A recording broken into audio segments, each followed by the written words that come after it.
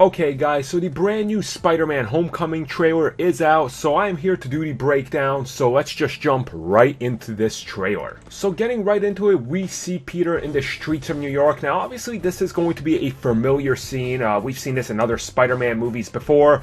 Something is happening, probably the cops are, rushing down the street and Peter is going to run to the side, and this is where he's going to put his suit on. Now obviously this is by far the most different suit he's ever had. As we see, it's very baggy, but we see that the actual spider lines and everything are there for a reason, because they actually adapt to his body. So that's why he has the black rubber and everything running through the suit, as it's just going to adapt to his size. So obviously if he ever gets as jacked as Captain America or something, he doesn't have to worry about making a new suit, as this one is just going to fit his frame, which is pretty cool. And then of course we see this scene right here of him standing on top of a building. We get a better look at just kind of how the suit design works, how the wiring in it works, and of course the eye mechanism. After that we have the scene of Peter asking Stark, like, listen, is the Avengers like a club? How do I join? What is it? He's pretty much wants to know everything. I mean, just think of it. He's a kid who's just been exposed to this world, and now he's a superhero being mentored by one of the Avengers. So he probably wants to know every single thing he can. And Tony's like, listen, just, you gotta operate within limits, man. So after that, we have a scene where Peter is in his dorm, I'm going to guess, not, with Aunt May or anything, and he's crawling on the wall and everything. We've seen the scene before where we see that his friend is building Legos and he sees him, drops, and he's like, dude, you're Spider-Man. And he starts asking him questions about it, being like, do you have like spider powers? Can you summon spiders? And then we get a Captain America cameo. So it's the Captain America Fitness Challenge. So Cap, obviously this is before the whole Winter Soldier incident and everything. He's still in his Avengers suits. This is an older video that they're watching, but he's, teaching kids, do this to stay fit. You gotta stay fit for this reason. So Captain America, being a good Samaritan, teaching people, Gang's like, whoa, do you know that guy too? Like, I know you know Tony Stark, but how about Captain America, man? That's pretty insane. So I really like that element, and that's what Cap, did after he got unfrozen. So after that, we have this hilarious scene where we see he just put on Spidey's mask, and he's just kind of chilling there.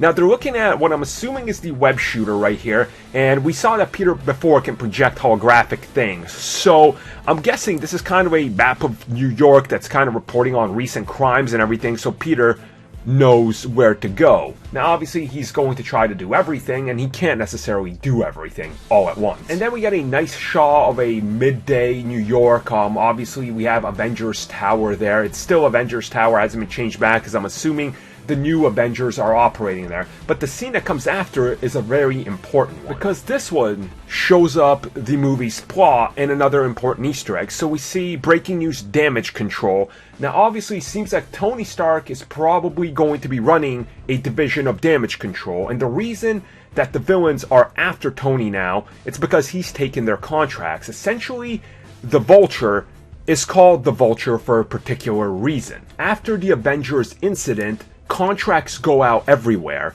and Adrian Toomes ends up taking a bunch of contracts to be able to clean up New York. He's willing to do it for the cheapest, and he's willing to trick people and steal from them, and that's why he's called the Vulture. Now with the step in of Tony Stark in damage control, he has less business, so he wants to take personal revenge on New York, the Avengers, and Spider-Man. And this is where we see him actually talking to a few people. Now this scene also was followed by a scene where we see Logan Marshall Green's character, who is going to be the Shocker, or one of the Shockers, and he has these new weapons. Now these weapons are set up by the Vulture and the Tinkerer, because they figure, hey, we've been salvaging all these things, why don't we make our own weapons from them? So they're actually testing these weapons out here, and as you see, this is a very, very powerful weapon, and one that's going to be used in just a little bit. That scene is followed by Spider-Man at this little convenience store, a corner store, and he's talking about how the weapons are dangerous. Now I'm willing to bet this is somewhere earlier in the movie and not exactly intercut how we're seeing it, but it's a good display of what these weapons can do, and why Spider-Man wants to try to protect everything, because it's little stores like this that are owned by mom and pop that are taking the damage. So this scene right here, we have Tony Stark, and he's walking with Peter in Avengers Tower. Now we still don't know what exactly is in that tube over there that says A. It could be anything, really. Could be an upgraded suit, could be the Iron Spider. We don't really know. And I'm willing to bet they're going to try to keep that a secret till the end. Until like the final act, if it is something special. But it's pretty cool to see that Peter is going to be in Avengers Tower, and we'll see if any other, characters make a cameo, I guess. So after that, we have the scene, and right before this, we had Tony telling him, listen, you shouldn't involve yourself with some of these things that don't involve you. I understand you want to help, but there's people that help with this. I want you to stay under the radar, okay? Don't get in the spotlight. Stay out of it, because the more questions they ask about you, the more they want to know about you, and then I have to report you in. Well, that doesn't work when he shows up on this boat, considering he starts fighting all these criminals, because they're about to do some bad, before the Vulture shows up. Now we see the Vulture is using the same exact weapon that was being used by Shocker.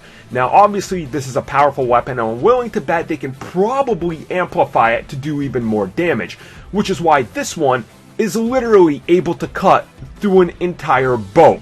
Which that's a lot of, firepower for one crazy villain to have who's out for vengeance. So we see Peter's crazy display of strength here, and obviously he's pretty much met his match right here. I don't think he's ever done anything like this. And the reason I'm saying that is because we see that Iron Man shows up to help him. Now the Iron Man suit, obviously this is more reminiscent of the Ultimates one. You can even see it right here by the paint scheme, so it's pretty damn awesome.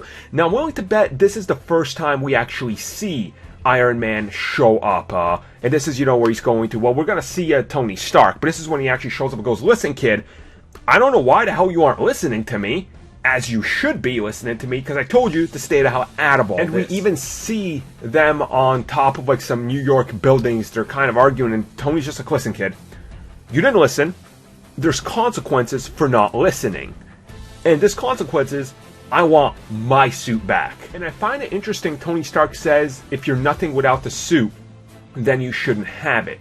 Now that's a really interesting line there that gets to the core of the character, because remember, Peter, without the suit, is better than Spider-Man, because with great power comes great responsibility is an important lesson to him, and he realizes that he's just as effective at being himself. He can do this without the suit. The suit is just to protect his identity. And this also kind of ties into Tony Stark with the whole suit mentality and that conversation him and, Captain America had, so I really love that. Here we see Aunt May, she's helping Peter. He's wearing a huge shirt, so I'm guessing he's probably been kind of just feeling down, and goes to her because it's a place he has to go. Where else is he going to go when he's feeling the worst? He's going to go to family, and the only family he has is Aunt May. Now after that, we got another really cool shot of the Vulture standing there, and we see the suit flying behind him, and it's really just cool looking. It looks like this is the scene before the last one where he's talking to the Shockers.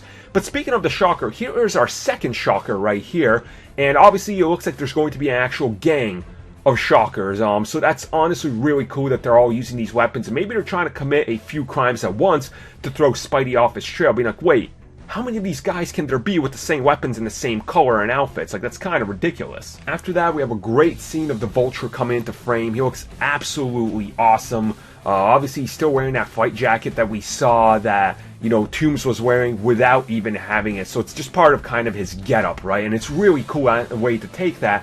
But we even see that at the end of the movie, he's going to be fighting Spidey in his classic suit, and he's just holding them up with like his wings. He obviously has the blades and everything on him, which are going to shoot off. Very, very cool scene right here. It reminds me of Spider-Man 1 almost, for just like the lighting and aesthetic reasons of how it's being handled. Now this next scene is in Washington, and we see quote-unquote Mary Jane.